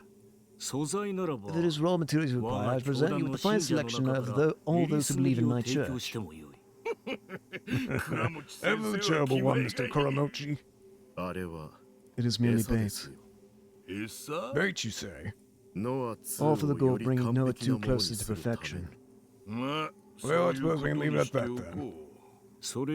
The more pressing matter is our interest in understanding exactly what Noah 2 is capable of. We require a demonstration. Yes, I agree. Go on, show us. Narose slightly shrugged his shoulders, his impassive facial expression remaining ever present. Now, will this interest you? By the time his words reached their conclusion, the demonstration had already begun. In the blink of an eye, Inohana and Kuramochi came to realize that they were both holding handguns. Neither Noah 2 nor Narose had made a single movement, and yet this miraculous happening had become an undeniable reality. Impressive. Feels just like the real thing. It is quite reminiscent of a magic trick. I would rather you not group this together with simple magic tricks. Those guns do indeed exist in reality. Their eyes fixated on the handguns within their grasp. Inohana and Kuramochi nodded in satisfaction for a second time. It's quite magnificent. Truly splendid. This is a power to surpass even God himself. I believe I'll keep this gun as a souvenir. Quite the simpletons you are. To the other two men present in the room, Narose's faint whisper was inaudible. Without further delay, let's review the project's roadmap. Our first task shall be the elimination of the Committee of 300. Narose, your hard work shall not go unrewarded. We will establish contact with you once our future endeavors are decided. The two were thoroughly pleased with themselves and the project, and moved to leave the premises with buoyant steps. And yet... That won't be necessary. What? What do you mean by that? He's gonna kill them, isn't he? Narose's expression found itself changing for the first time. He narrowed his eyes, slightly raised his jaw, and stared at them from where he stood. His attitude was one of intense scorn, as if he were fiercely looking down on them. No, in truth, he was looking down on them. I will be taking over the project, and not for the sake of tawdry vulgarities as you have so desired, but for loftier, far more noble goals. Narose's tone remained civil and polite. Beginning to understand what exactly he was conveying, the two men naturally became infuriated. Imbecile, are you betraying us? Are you of the belief you've become God? The Committee of 300 will not stay silent on this matter. Gentlemen, are you not both waving the flag of rebellion against the Committee of 300, even while being members yourself? Nerose's eyes watched them carefully, and housed within them was raw, unending contempt. His gaze was cold as could be. It was as if he was being forced to study two monoliths of pure rotten filth. His gaze conveyed a very particular meaning, one that revealed he had only been using these two from the very start. Everything has proceeded as I had planned. Even your dying here. I'll have your goddamn head. Foolishness. Kuromochi and Inohana aimed their guns at Nerose. They moved to pull the triggers. I wouldn't do that if I were you. It is not foolishness. They're pointing at each other. The two guns fired simultaneously. Their roars echoed within the dome. But for knowledge. And yet it was not Nerose who had fallen, but Inohana and Kuromochi. For some unfathomable reason, they had taken their sights off of Nerose right before pulling the triggers and shot each other instead. Their deaths had been instant. The two compatriots then collapsed. They put holes into each other's heads, and now they were nothing more than lumps of meat who would never draw breath again. Noatsu is mine to handle.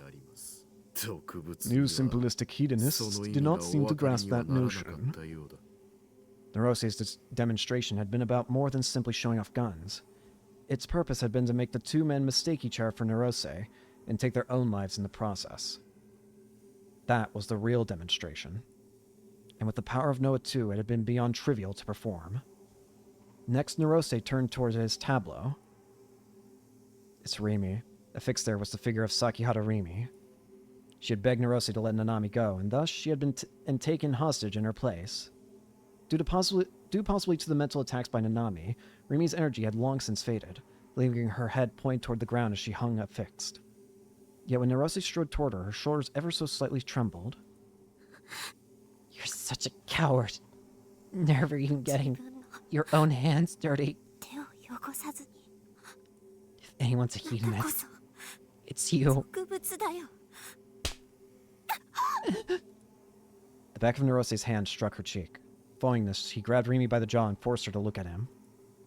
Even though nearly all life had left her expression, even as she desperately fought to keep her eyes open, her glare flared with an ardent blaze directed solely at Nerose. Why do you not wish for Nishijo Takumi to save you? Nerose whispered close to her ear. Don't drag him into this. Which him would you be referring to? Both of them. For my purposes, either of them would be satisfactory. The creator of IR2 or his perfect copy. The two of them wield monstrous power.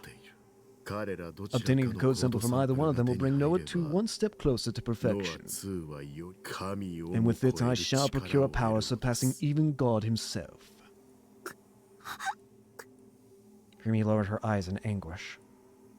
He fiercely tore away at the hand that had been holding her jaw, and as his gaze rose up to Noah 2, a smile formed from the corners of his mouth. Come now. Call out his name. Either one will do. I will welcome him with open arms. Rather, that was exactly what he had been waiting for. After surmounting all of Nerose's trials devised specifically for him, Nishijo Takumi would arrive in this very location.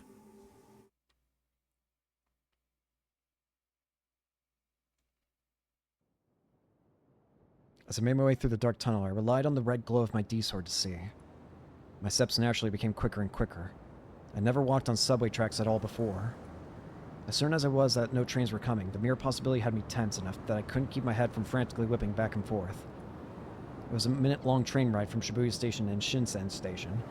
The distance between should have been less than a kilometer.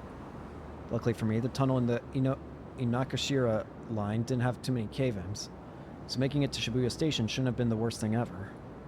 But something was still weighing on me. Kazupi had warned me about something before we parted ways. Lots of ooby goopy ploopy head consciousness are in there, lying in wait for you. Kazubi can't really help, but be really, really careful, Kakumi-chan. Oopy goopy ploopy head consciousnesses. Right. At the very least, I imagined I wasn't gonna like those. I was starting to have second thoughts.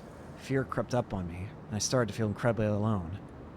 Making my way through a pitch-black tunnel all by myself. A tunnel in which something horrified was apparently waiting for me. How could I not lose my nerve? Whispers in the back of my mind urged me to leave the tunnel this instant, to find a way to Shibuya Station on the surface. But I didn't have that kind of time to lose. So in order to destroy any remaining fear I had, I thought of Rimi's smiling face. I thrusted my D-sword forward to illuminate the tunnel ahead of me.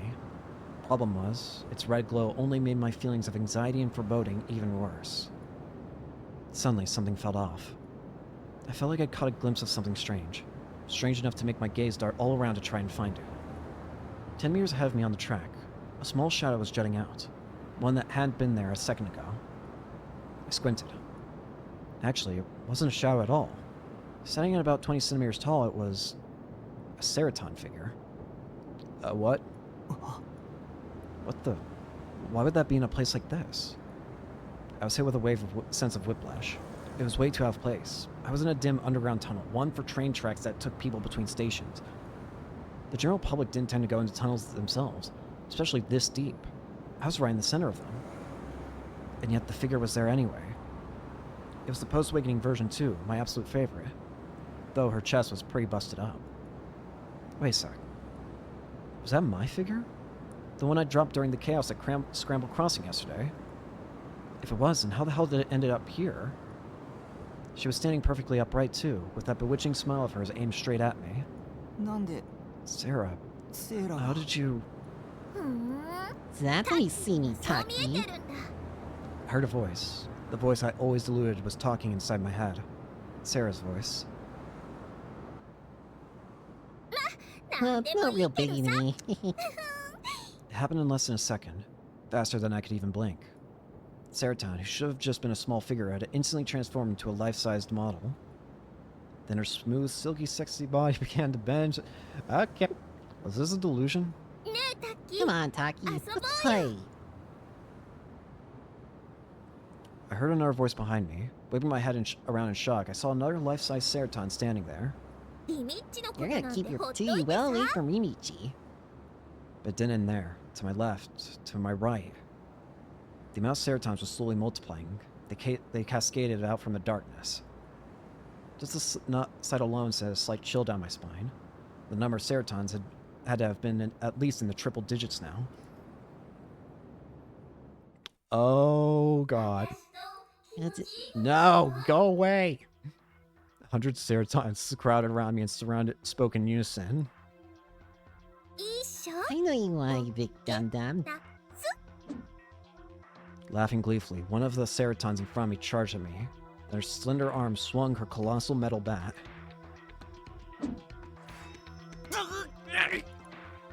The impact was definitely real. My D-sword managed to take the brunt of the blow. It had been way too heavy of a strike. My hand started spasming before going numb. It all hurt like hell. That was when I realized it was all really happening. It wasn't just some delusion, it was reality. They were real booted beings. Every single one of them was out for blood. Not good. You'll play sky high. Really, my wife, and get out of the way. No, Bert. Fine. I have to brute force my way through. I retightened my grip on the D-sword. The fire emblem on my D-sword's hilt began to burn. Even more red light began to emanate from the blade. Slashed the sword, tearing right through the waifu. The blade was weightless, smooth in how it handled. It drew whatever trajectory I wished it to. The blade bit into her shoulder before running through her body in its entirety. There had not been a shred of resistance when it came to rending her flesh and bones. It had hardly taken any strength from me at all. Sarah's glamorous body split in half at an angle. As her entrails piled out, she collapsed on the spot. Even her organs had been perfectly reproduced, lettered and shone with a pink gleam. Sorry. I was gutting my favorite character with my own two hands. As an otaku, this is the hardest thing I'd ever done. Why does this just feel like that one phrase, that one meme? It's like, oh, that's gore of my comfort character. Why does this just feel like that all of a sudden? That's just gore of my comfort character. But still, I couldn't give up here. So big and strong. Oh god. Shut up. I want more. Shut up. So much fun. Suddenly, each and every one of the Sarahs started speaking independently of one another. A flood of voices threatened to swallow me whole. I have to quit thinking of them as Sarah. That's what I had to tell myself. And so, in order to keep moving forward, I swung my sword at the Sarahs blocking my path. Out of the way! Rending the darkness with a single horizontal strike, a red beam blazed across the tunnel. The four Ceratons standing next to each other instantly turned into corpses. No one grabbed me from behind. She wrapped her arms around my neck in a chokehold. Get off me! Another Ceraton tried to mount my leg, and I quickly punctured her in the face with my D-sword. A cleanly cut, molten hole formed where her smile used to be. It was hard to breathe. My neck was being constricted. I was on the verge of suffocating. No more fooling around there, girls. Another metal bat was coming right at me. I managed to ride around enough to change positions, and now my back was facing it. I felt Sarah's body shudder, and her grip weakened on my neck weakened. We're gonna forget all about Rimichi. I shook her off my back. Then I whipped around and swiped with my D-sword. 3 pairs of Ceraton's legs came at me. My next strike would sever them at the thighs. The 3 of them plunged into the ground in perfect harmony. I stepped on top of their backs. Sarah started winding up her metal bat, and I swung my sword down on her. The metal bat met with my D-sword,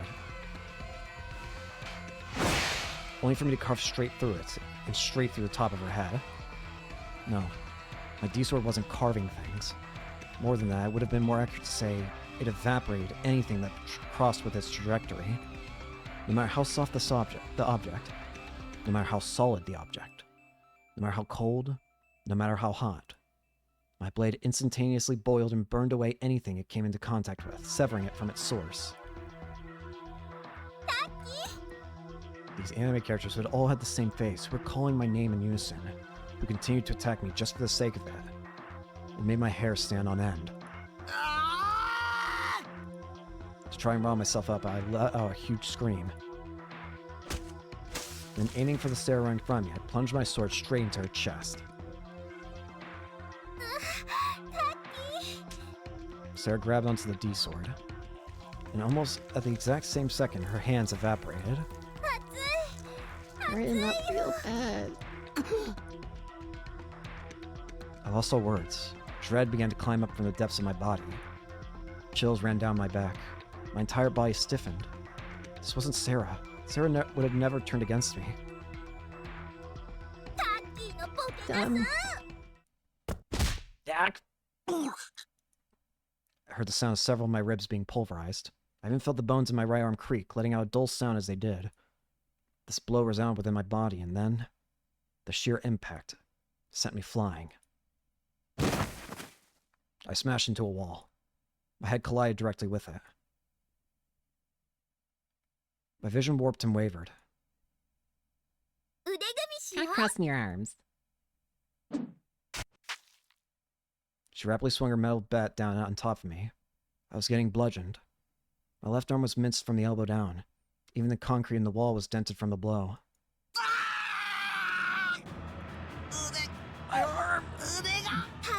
Oh, Taki, you know I won't let you get away. Another metal bat swung straight into my leg. All strength left my right hand. The slightest movement caused a severe pain to scream out in my brain. I ignored it. I swung my D-sword. I cleanly severed the oncoming metal bat, but the pain of doing so forced a groan from my mouth. I came within arm's reach of the Sarah in front of me, impaled her torso with my D-sword, and tore my way through her. Her blood spattered my hands. Despite just being an anime character, her blood was incredibly warm. My mind went numb. Pain was all that ruled me now. I wanted to lock it all away, but I couldn't. As long as this pain endured, I could never be able to. Copious amounts of clotted blood gushed out from my flattened left hand. It wasn't easy trying to hold a D-sword in my right either. Pain seemed to reverberate from my very bones. Pain so bad I felt like I was about to pass out. I realized my entire body was soaked with sweat. The droplets stung my eyes. My vision was hazy. More and more Sarahs approached from in front of me. The sound of their cheerful laughter reverberated deep within my ears, making my very eardrums vibrate. With my injuries, I doubted I would live for more than a few hours. That thought had suddenly come to me, but it didn't really matter. It was just a delusion anyway. A being that would blink out of existence just as quickly as it blinked in. In the grand scheme of things, my injuries didn't really matter. I just need to save Amy. I just need to destroy Noah too. If this bike could grant that, then I'd gladly give it all away. So, clear the way! Let's stay together. Her metal bat came down on me again. I figured I'd be able to avoid it, but the fatigue and pain slowed my reaction considerably. I was struck right in the temple. I could feel its enormous spikes tearing into my skull. The world shook. My vision went black. Things became even darker than they already had been, and I could no longer see anything at all. I tumbled over, and as I tumbled, my mind went to my right hand. As it was exploding with pain, but I was able to reaffirm that my D-sword was still there. I swung out my flattened left hand in an attempt to regain my footing. An exposed bone collided with the ground. An impact akin to an electric shock ran throughout my entire body, causing me to black out for a second, but I regained consciousness soon after. My vision came back, started to raise back up. The soles of my feet caught hold of the ground. Using the centrifugal force I'd been blown away with, I charged into the horde of Sarahs and swung my right hand. My bones creaked. Freshly spilled blood burst out from the Sarahs. The stench of blood refused to leave my nostrils. Was it my blood? Sarah's blood? Who even knew? It all blended together. All I knew was that I was covered in blood and that the coat of red staining me had made my vision go blurry. I kept on carving into them. Who even knew just how many I'd cut down at that point? When would it end? In the mind, it was as if she was multiplying infinitely. Sarah clung to my right hand. I swung both her and my D-sword around. She wouldn't go. Instead, she bent my arm backward, in a way it wasn't meant to go. My joint came out of its socket. All strength left my arm. My D-sword hit the ground. Nausea welled up in my stomach. I coughed and sputtered violently. The taste of blood spread throughout my mouth. I was pretty sure my shattered ribs were puncturing my internal organs. Any and every kind of pain was eating away at my body. I felt like I was going insane. I was holding out hope. I couldn't help but hold out hope. I wanted to be set free. I knew very well how impossible that was. So my hope was more wishful thinking than anything. What can I say? Let me wipe you down. With a big grin on her face, Sarah peered at my face, and I drove my foot into her jaw as hard as I could. I forcibly channeled more strength in my right arm. All sensation in it was going numb. It felt as if my nerves were burning to a crisp. My entire body was boiling. And now the pain in my bones was rippling not just through my arm, but through my entire body. I was on the verge of shattering to pieces. Then I heard something that sounded like a growl of a beast. For a moment I wondered whose voice it was, only to realize it was my own. The fingers on my right hand faintly shifted. I grabbed my D-sword and conjured a delusion. I pictured it being bound by a cord, and it instantly became real. The sword was secured to my hand with a cord. I need to move, to get to where Remy was, beyond this darkness. Why don't you want to stay with me? I spat out the blood that had been gathered in my mouth, surrounded by heaps of Sarah corpses lying on the ground. Other Sarahs kicked past them on their way to me, producing ripples in the puddles of blood. I slowly shook my head. Because... Sarah... I gritted my teeth. You're just a character. the very next second, every single Sarah morphed into 2D. The ones who were standing became life-size cardboard cutouts. The corpses lying on the ground became covers for body pillows. They had all returned home, back to the realm of 2D. Not a single one of them moved anymore. Ashes to ashes. Dust to dust. Don't worry. I'll see you again soon. In something of a moment of silence for the girls, I briefly hung my head over the wreckage. In the back of my mind, I was thinking that the gory, bloodstained Sarah body pillow covers definitely wouldn't sell well. I was on the brink of passing out, but I managed to stave it off by biting my lip hard. And then I started walking through the dark tunnel once again.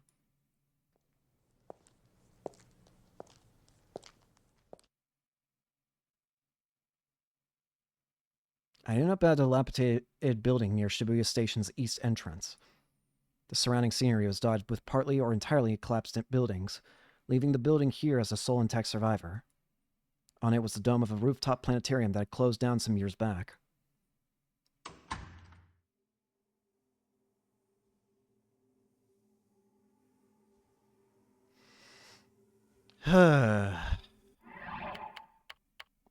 We're going to save it here, and I think we're going to probably beat the game, the first ending tomorrow.